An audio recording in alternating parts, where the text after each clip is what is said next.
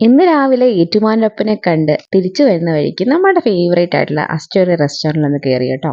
അവിടുത്തെ morning breakfast അടിപൊളിയാണ്. ആദ്യം തന്നെ ഒരു മസാല ദോശയും തുടങ്ങും. ആ മസാല ദോശയോടൊപ്പം വരുന്ന ചട്നിയും ആ സാമ്പാറിലും ഒക്കെ മുക്കി കഴിക്കുമ്പോൾ അപാരമായ ഒരു ടേസ്റ്റ് തന്നെയാണ് കേട്ടോ. നല്ല ഫില്ലിംഗ് ആയിട്ടുള്ള ഒരു മസാല ദോശ.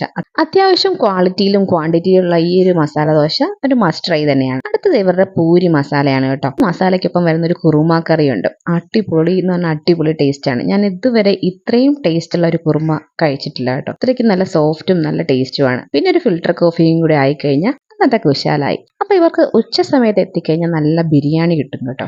ഇവിടുത്തെ ഒരു മസ്റ്റ് ട്രൈ ബിരിയാണിയാണിത്.